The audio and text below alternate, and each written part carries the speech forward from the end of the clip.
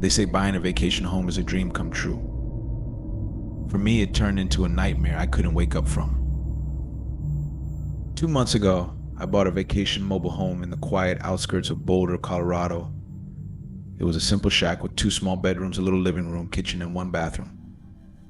It was meant to be a peaceful escape from the city, a place to unwind either by myself or with my future girlfriend, if I ever found one. The property spanned 2 acres, giving it a nice, roomy feel. One of its main appeals was that it was only a 10-minute drive from a mountain where I love to go snowboarding a few times a year. The first time I went there, I was decorating the place with my family. We all went to a local furniture outlet and picked out a few couches, and thanks to my dad's pickup truck, transporting everything was easy. During one of our trips back and forth, our closest neighbor noticed all the commotion and came over to greet us. He introduced himself as Hank. He had a thick Western accent and his mannerisms were obviously different from what city folks like us were used to. Nevertheless, he seemed nice at first. We all introduced ourselves, though I knew I'd be the one needing to get to know him since this was my property. After chatting for a while, we tried to resume unloading and bringing furniture into the home. Hank lingered for a while, just watching us. My dad tried to converse more with him here and there. Eventually, Hank said goodbye and walked back up the road to his home. We left on Sunday, and the next time I went up there was 2 weeks later. I went alone this time to bring more stuff up, like my snowboarding gear, and set up the Wi-Fi. I guess Hank saw my car pass by because soon after I arrived, he knocked on the open door and stepped inside saying hello. I gave him a smile and told him to come in, which he already had. He commented on how nice the place was looking already. After some small talk, he invited me over for a beer. I figured why not, and followed him up the road to his home, which was also a mobile home, maybe a little bigger than mine. We sat outside on his deck. He grabbed me a beer from inside and sat across from me at the table. Trying to get to know him, I asked how long he'd been there. He answered with 20 years too long. I asked a few more questions and he had some similar pessimistic yet somewhat joking responses. This set the tone for the rest of the conversation.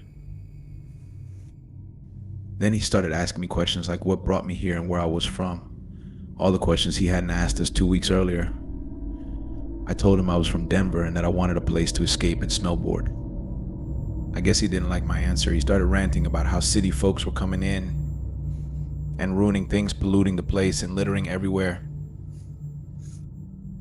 This turned into a heated debate where I was trying to defend myself and other so-called city folks. It spiraled out of control, and at one point he said, "I don't know why you all can't just stay where the hell you belong." I stood up with a smile on my face and said, "Okay, I think I'm gonna head back now." Thanks for the beer. He didn't say anything, just looked down at his beer as I walked away. As I was about 100 feet away from his home, he yelled out, "I'm sorry." I looked back and gave him a thumbs up. At the same time, I was horrified that this would be my neighbor here. 20 years alone must have taken a toll on him, making him lose his mind. That night, while I was laying on the mattress on the floor, watching a movie on my laptop, I heard a voice from outside. It sounded like someone talking to themselves, cursing. I looked out the window but didn't see anyone.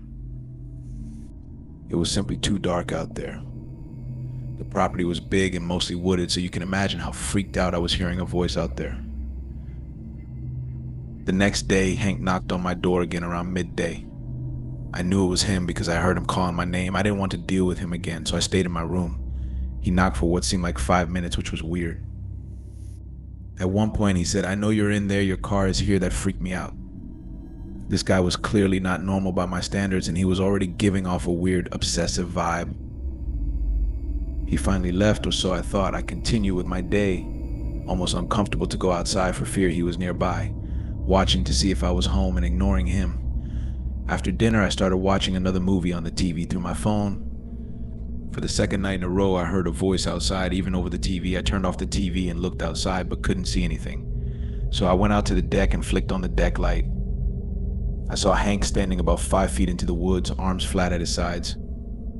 Before he could react to the light, he ran into the woods. I called my dad, and long story short, he said to hold off on doing that because once I called the cops on the neighbor, I wouldn't want to show my face there anymore. I tried to sleep through the night, knowing I'd leave the next day and go home for a month. Within an hour of laying on the mattress, I heard Hank outside screaming in an angry voice, "You silly piece of shit. I know you're in there. Leave. No one wants you here." He sounded like he was in a drunken fit of rage. This was the moment I realized my neighbor was a complete psychopath, and he might be the reason I got the home at such a good price. I went home the next day taking my valuables with me. I haven't been back since, but you better believe the next time I go, it'll be with my whole family. If he keeps it up, the cops will be called. At this moment, I'm not really sure what to do, but I'm considering selling this place if it continues, because right now I'm scared to go up there alone.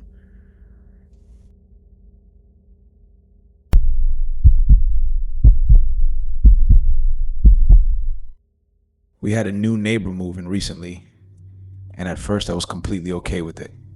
Our old neighbors weren't exactly friendly, but now I almost miss them. A few months back, we noticed a new van in the driveway next door. Strangely, there were no moving trucks, no sign of furniture being moved in. It was odd, but my wife and I decided to be friendly. We knocked on the door to introduce ourselves, but no one answered.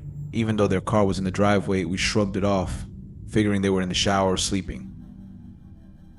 Our bedroom is upstairs, and one of our windows overlooks the neighbor's backyard. Their house has a detached garage in the back. One night, as my wife and I were reading in bed, we heard the garage door next door open. Curious, we peeked through the blinds. Under the harsh glow of the motion light, we saw a middle-aged man in a white t-shirt and jeans carrying boxes from his van into the garage. We stopped watching before it got too weird or he happened to spot us. A few days later, his van disappeared again, only to return late at night. That night, we heard strange scraping sounds coming from his garage, followed by occasional bangs. It sounded like he was dropping boxes, but the scraping was eerie.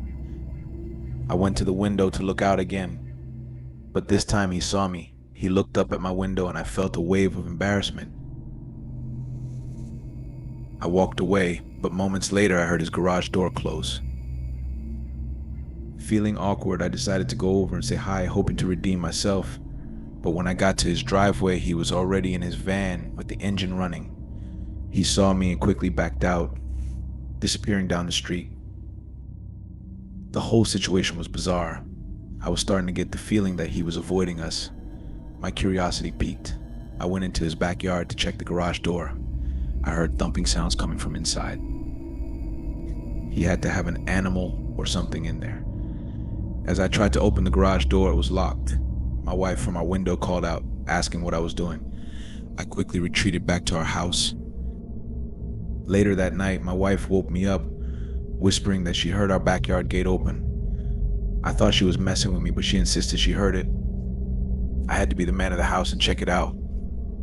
I looked out the window but saw nothing. I went downstairs and peeked through the front door. The neighbor's van was back in the driveway. I turned on the backyard lights and heard someone running away, followed by the gate slamming shut. Terrified, I chased after them, but the street was empty. I felt watched from every direction. I told my wife someone was indeed in our yard, but I didn't see them. She asked if I thought it was the neighbor. I honestly didn't know. The next day, I talked to Gene, our neighbor 2 doors down. He hadn't met the new guy yet, but mentioned hearing strange noises coming from the garage late at night. We agreed to text each other and confront the new neighbor together next time we heard something weird. The following day, I saw the new neighbor's van in the driveway during the day for the first time. I looked out the window and saw him standing stiffly at his window, staring at me. I waved, but he just stared back for a solid 20 seconds before disappearing. Determined, my wife and I went next door and knocked on the door, but no one answered. We heard a loud slam inside, but he never came to the door. That night, Gene texted me saying he heard muffled crying coming from the new neighbor's direction. We went over together to knock again, but there was no response. By now, we all, including Gene's wife and my wife, knew something was seriously off. For nearly 2 weeks, the van didn't return. Past few nights, my wife or I would wake up thinking we heard noises outside, but the van was never there. It's crazy none of us even know the guy's name, and we're still trying to piece together what's happening. One night I heard something alive in that garage. and Gene heard what he thought was muffled crying. The neighbor will likely return, but none of us are looking forward to it. For peace of mind, maybe it's time to anonymously report him.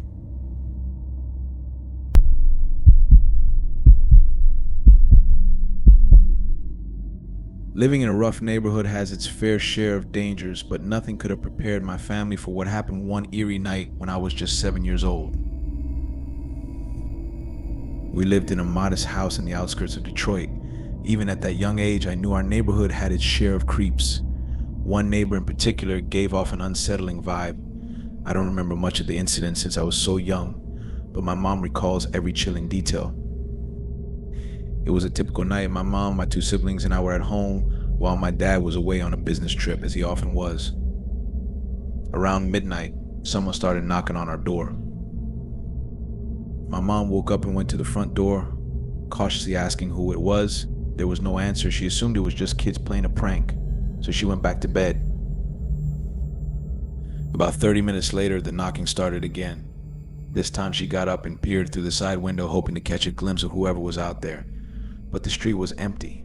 In any other neighborhood, this would have seemed like a harmless prank. But in our area, you could never assume the best.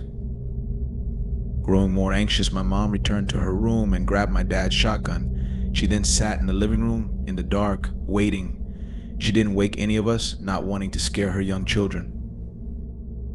A third round of knocking came, louder and more insistent. My mom stood up and looked through the window again, but saw no one. This time she shouted through the door, threatening to call the cops and warning that she would shoot if anyone tried to break in. Her threat must have worked because the knocking stopped. Fearing the worst, my mom woke us up and had us stay close to her. Around 2 a.m., the police finally arrived and conducted a quick search outside.